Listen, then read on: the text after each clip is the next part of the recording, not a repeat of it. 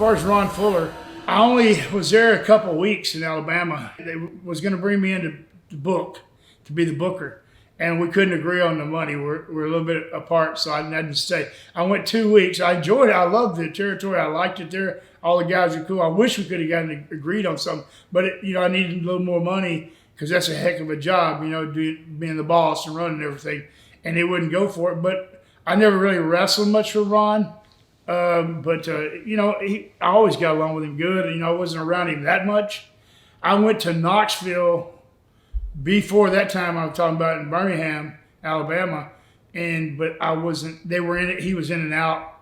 I seen him on a few shows is all, but I really didn't work around him a whole lot. As far as Mid-South, man, that was okay. I started in Amarillo, and then I went to Mid-South, and I was only like 18 years old.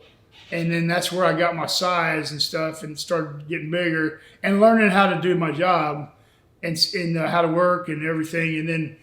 And then I was there about almost a year.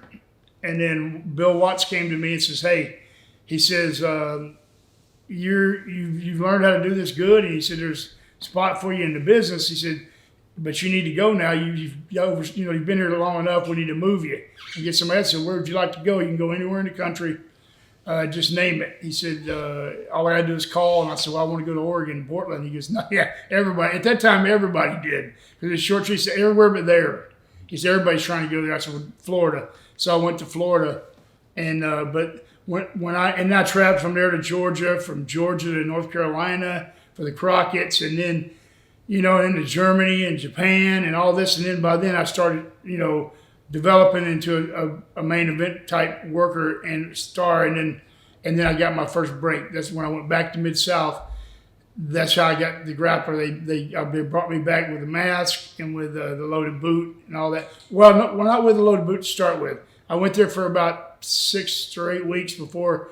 Then they hurt my knee, and I came back with this orthopedic loaded boot. But anyway, that's where my career really kicked off. I started main eventing everywhere I went and made a lot of money, good money at the profession. But if it wasn't for Mid-South, there wouldn't be I wouldn't have had much of a career.